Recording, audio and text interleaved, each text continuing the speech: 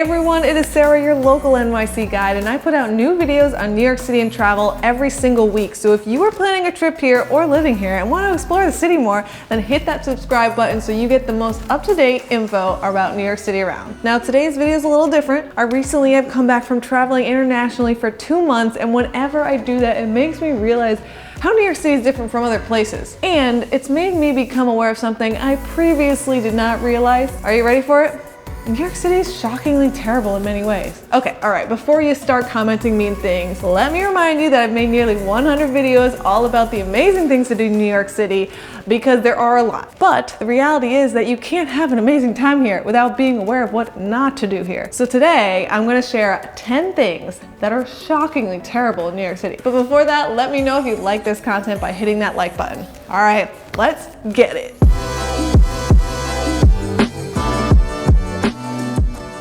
A lot of people think you make more money in New York City, and that can be true in certain fields. However, the median household income in New York City is actually lower than the average of the United States. Median household income in New York City is $64,000 a year. Median household income in the United States is $67,000 a year. So it's actually lower in New York City. The median per capita income in New York City is $39,000, while the median per capita, aka per person salary in the United States, is $34,000. On average, in New York, you're spending $3,195 on a 1-bedroom apartment. And that's just rent, by the way. 68% of people rent, which means they are throwing out $38,000 a year on rent.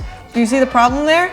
The median rent and the median income are the same. How can you afford anything else? And this is one of the issues that leads to 17.9% of New Yorkers living in poverty. That is way higher than the average of the United States. Number 2, inflated prices. And no, I'm not just talking about the cost of buying property, which is absolutely insane.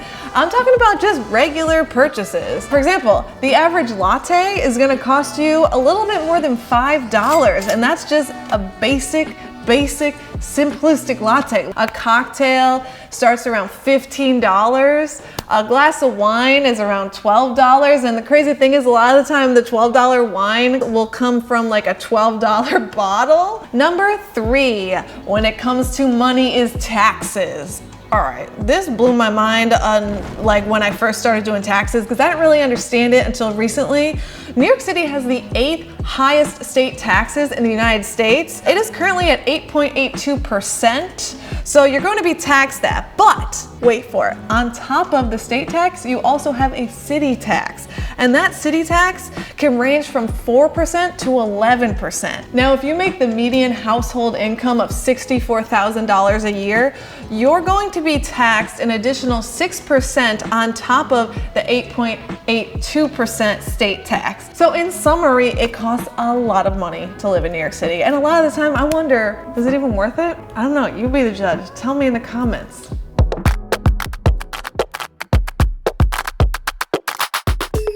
Let's talk about relationships. We have 2 categories within this section, and they might not be what you expect. In summary, relationships, they have room for improvement. You could say that. Starting with transactional relationships. So you have a lot of these transactional relationships that are kind of fake, and a lot of people like trying to climb on top of each other and just, win. It's very competitive here, so working in corporate can sometimes feel like being backstabbed a lot. You see, you have hundreds of people applying for one job. There's always someone younger, smarter, thinner, prettier, more experienced, or willing to work for less.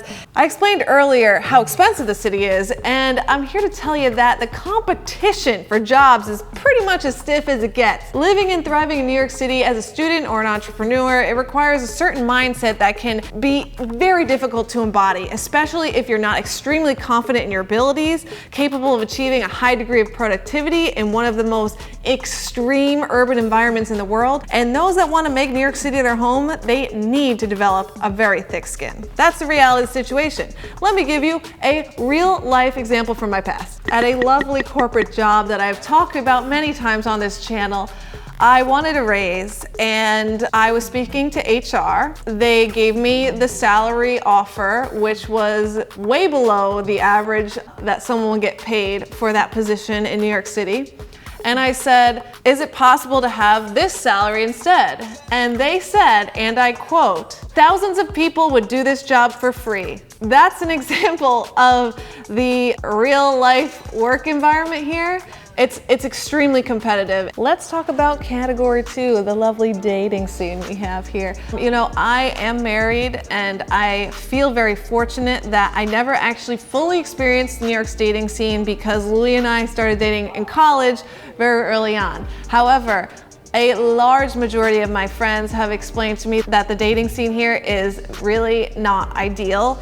And that's mainly because of similar reasons to the transactional relationships category. You have people that are not willing to commit. A lot of the time, they're always looking for the next best thing. They'll find one little error. You're not perfect. No one's perfect.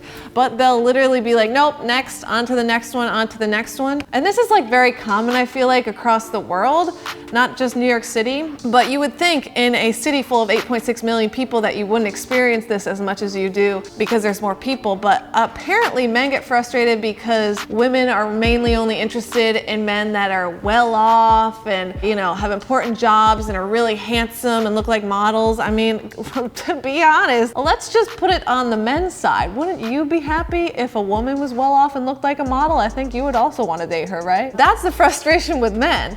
Now, the frustration with women is that men here, this is what my friends say, you guys, so don't get mad at me. Men here will use Tinder like it's like quantity over quality thing and just keep swiping until they get a match and just try to use it more as like a hookup app, I've heard a lot.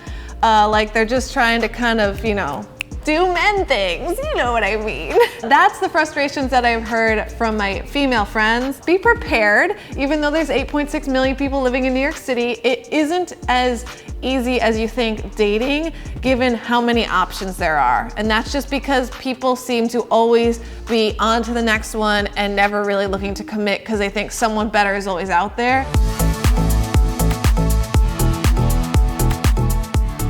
Hey everyone, welcome to my New York City apartment. This is everything. Just kidding, this is just my freaking office, but still. Let's get into the details about living spaces in New York City. Yeah, it's tiny, you guys. For the price we pay, you could get a mansion most places in the world, and that is one of the most depressing parts about living in New York City. First off, apartments. 68% of people rent here. Why is that? Because it's very expensive to buy. Most people that live in New York City, even into their 30s and 40s and beyond, have roommates. It doesn't seem ideal. I'm sure many people would prefer not to have roommates, but when your rent is so expensive every single month, you really don't have any other options. Another thing is just finding an apartment. It is so stressful. I mean, the broker fees that you have to pay on 80% of units just for them showing you the space, it's normally the full cost of a month's rent, which could be, I mean, the average is $3,000. So like, that's just for someone showing you the space. And finally, the size. I mean, you see, this is our dual office, which by the way, we are very lucky to have an office. Most people don't have offices, but Louis and I share it. So all day long, we're like 2 feet from each other because we work back to back, just like very small for the amount of money you pay. It's like $1,000 a square foot or something crazy like that. It's terrible. Let's move on to the next category, which is buying property. If I had $1 for every time someone comments, hey Sarah, why don't you just buy a place? Like, let me explain something to you. It's almost impossible to buy a place in New York City. Trust me, I'm not happy either throwing out like $60,000 a year on rent. I'm pissed about it. In fact, like, it makes me question my life decisions, but we looked into buying property and it is practically impossible. Now, I interviewed an actual real estate agent on this in one of my recent videos. You can see that right here. I will also link it below. And you can learn all about the process of buying an apartment in New York City. We have so many fees. It almost never returns on its investment for like 20 years. It's the main issue I have with New York City is just how much money we spend on rent and we don't even own it. It's very depressing.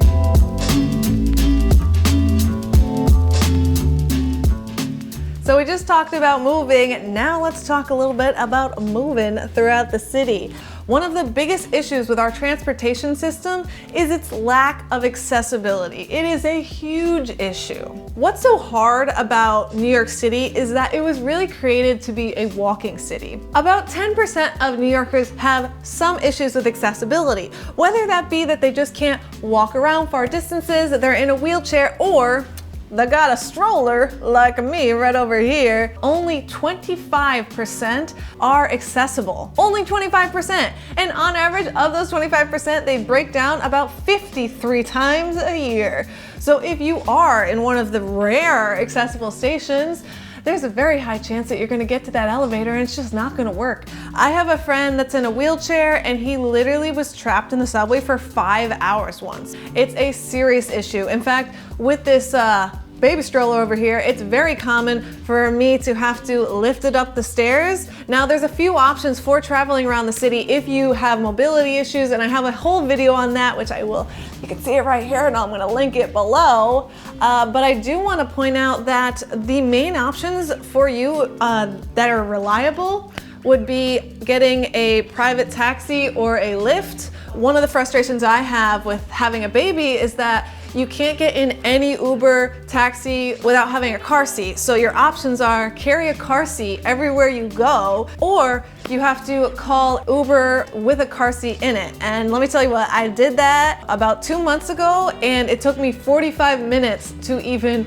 get a car. And it's very shocking because for one of the most famous cities in the world, to have only 25% accessibility on the subway is just unacceptable, and we really need to do something to change that.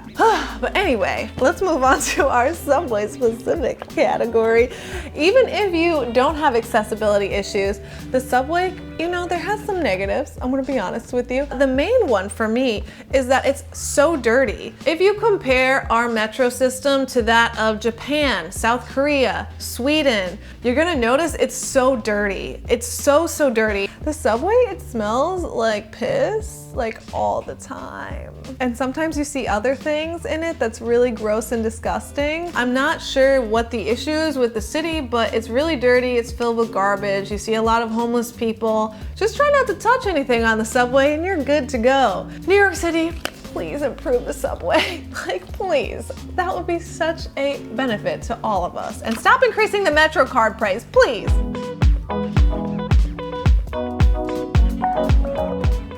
Let's talk a little bit about our last category, which is the weather. Now, as much as I love all 4 seasons, they all are unique and fabulous in their own ways. Realistically, New Yorkers only really enjoy 4 months of the year. That would be May, June, September, and October, for the most part. Here's why. Winters are freezing.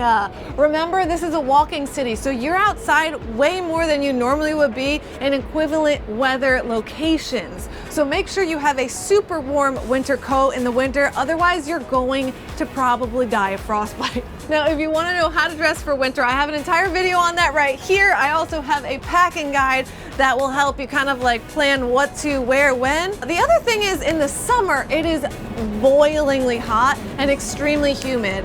In addition to that, the humidity level is so high, it causes your hair to curl immediately. You have like a layer of like film on your face, and then because of that, oh Lord, those garbage smells, they just seep into your pores and it is no good. So that's the reality with weather. Anyway, listen, I know this video was a little bit more negative, or, you know, a lot more negative than my normal videos, but just know, in the end, I do love New York City. I have over 100 videos on the great things to do here.